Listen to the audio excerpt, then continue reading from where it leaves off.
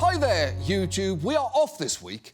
To be completely honest, we're off for the next few months. But I wanted to briefly address a few things that I didn't get a chance to in our last episode of the season. First, we wanted to thank you so much for watching our show this year. Given the bleak state of the world, we actually managed to have quite a lot of fun. We offered to rebrand a minor league baseball team and then very much did that. We had Mario sing a slow jam about a Dutch fish doorbell. Wonder Joe came back to open up a med spa. We found a chainsaw artist who'd been ripped off by AI Slop and commissioned him to rip off some AI Slop by carving this magnificent sculpture of a cabbage hunk. We got Chuck Schumer's imaginary friends, the Baileys, to record a message telling him to leave them the fuck alone. We made friends with a depressed loaf of German bread. We made our own wine and sold it at a considerable loss. And we made a life-size replica of LBJ's balls and offered them to his presidential library. And that actually brings me to the second thing that I wanted to bring up, which is to remind you that you have one more day to bid on those historic balls and many other items in our auction to benefit public media at johnoliversjunk.com. But there is one final thing that I wanted to address with you, and it concerns the movie Air Bud. Now, you may remember that we've talked multiple times about the Air Bud franchise over the years. I'm not going to recap those pieces in detail, but the first focused largely on plot inconsistencies in the original Air Bud film and also a tiny bit on 9/11, while the second concerned the announcement of a new Air Bud movie and a tiny bit on the fact that, and I quote, there are still a couple of vials of the original Air Bud's cum left stored in a freezer at the International Canine Semen Bank. Anyway, in that piece, I successfully explained that my chief issue with the upcoming reboot was that they'd announced production on a film about a basketball-playing dog before they'd secured a dog that could play basketball, which I maintain is a very bold move. Announcing you're working on an Air Bud movie when you don't have a dog that can play basketball is akin to a celebrity chef opening a new restaurant that is BYO food. What is your contribution here? Plates? We have plates at home. Similarly, we have ideas for magic dog movies at home. Now, our secondary issue was that I wanted to audition for the role of Buddy the dog. So we ended that piece with a sincere plea to Air Bud director Robert Vince to let me read for his movie, arguing that there ain't no rule against a man trying out for Air Bud, and culminating in what definitely looked like me scoring a basket. Well, there have been some updates, and things actually started promisingly with a tweet from Air Bud's official account reading, "Rules are meant to be broken. John, let's talk," which was, yes, it was exciting. I was sincerely honoured to be singled out by the official Twitter account of Air Bud, one that features such bangers as "Follow me on Twitch" with no link, "Panting" with absolutely no explanation, and from June 6th, 2020, simply "Just went pee." I don't take being part of that literary canon lightly, but it wasn't just a tweet, as we also received this actual letter on official Air Bud letterhead, thanking us for our piece and adding, "There's only one rule, Buddy has to be a golden retriever, but we do have a human role that's perfect for you. My people will be reaching out to your people. Hope to see you on set. Balls in your court. Robert Vince, CEO, Air Bud Entertainment," which, as signatures go, is just an astounding flex. That is empire business shit. That is a man who knows his business. We don't make movies. We don't even make animal movies. In this kitchen, we make one thing and one thing alone. It's Air Bud movies, and I'm head fucking chef. And to drive home that this offer was real, they even posted this to Instagram. Hey, John. It's Robert Vince here with Air Bud. When I saw your monologue, I laughed a lot. Well, I can't offer you a role as a golden retriever. We do have a perfect part for you as a human being. We hope to see you on set. Thanks a lot. Okay, so first, I'm flattered. No one in the history of casting has described a part that's perfect for me as human being. I'm not fishing for leading roles or anything, but it's genuinely touching to be considered for the role of human being after a career of being told I'd be perfect for parts like nervous porcupine, arsehole smurf, and bird that everyone hates. But second, can we just see that cut again? Well, I can't offer you a role as a golden retriever.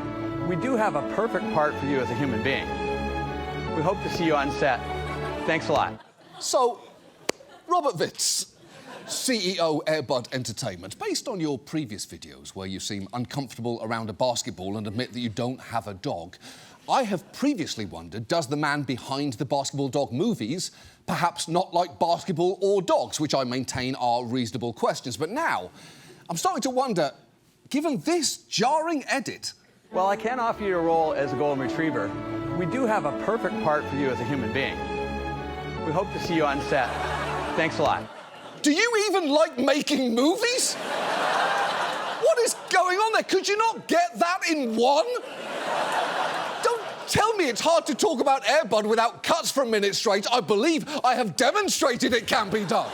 But that being said, at this point, I was still excited, although, to be completely honest, I thought that I'd been clear that I didn't want to be handed the role of human. I'm not a contest winner. I'm a professional who takes his craft seriously. What I wanted was to audition for the part of your leading basketball dog, but I was still willing to work something out. Unfortunately, Team Airbud had already cast 2 dogs that didn't look like each other to pretend to be one dog, and then they put out another video which gave me, like their titular basketball hero, pause. Because it turns out, in addition to not having a dog when they started production, there was something else that they didn't have. And it's worth watching this video to see if you can spot it. Hi, I'm Robert Vince, the CEO and founder of Airbud Entertainment. We produced the original Airbud movie back in 1996. Could you sign this?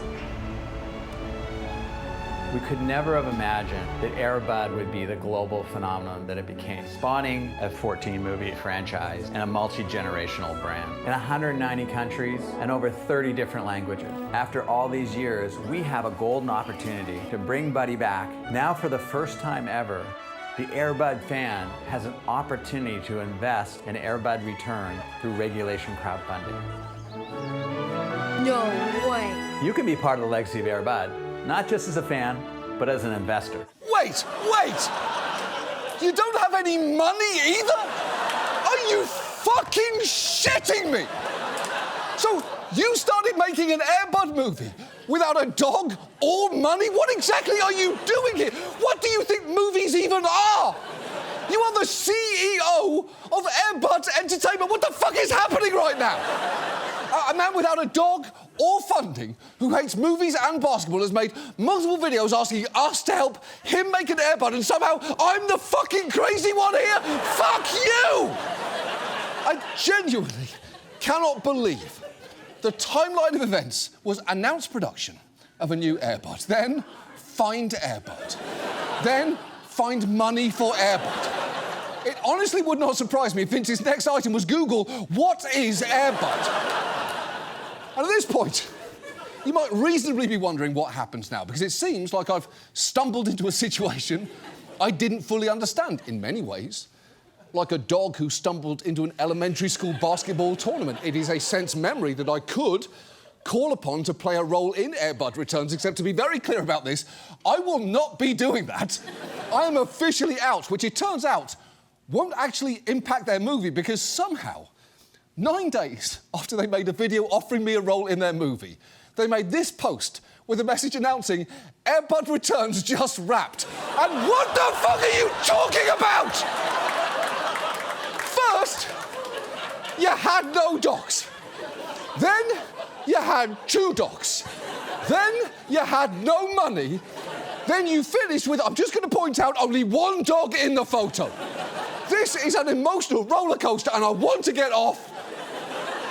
So it seems I'm not going to be in the next Airbud movie, but the thing is, I still find myself wanting to appear in a sports animal film. So if anyone has one in production, I would like to be considered. I only have 3 conditions, and I cannot believe I have to say them out loud. You have to have the animal in question. You have to have the funding for the movie secured. And you can't have already wrapped production. But if you have those 3 things, I am in. So, let me be clear. A cat who can play ping pong, I'm there. A chipmunk who plays hockey, sounds like you might need an uptight ref. Armadillo gymnast, you know what, I'm not actually going to be doing that one, because armadillos can give you leprosy. That's true, by the way. It's a genuine problem.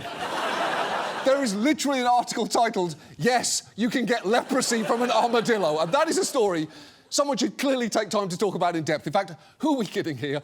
We're absolutely going to end up talking about that story. Because at the end of the day, what is this show if we are not armadillo leprosy for 25 to 30 minutes? We've been doing this for 12 years now. We all know what we do here. Anyway, all of this is really just a long way to say thank you so much for watching our show this year. We will be back next February for armadillo leprosy and more. See you then. Sincerely, John Oliver, CEO, Last Week Tonight Entertainment. Goodbye.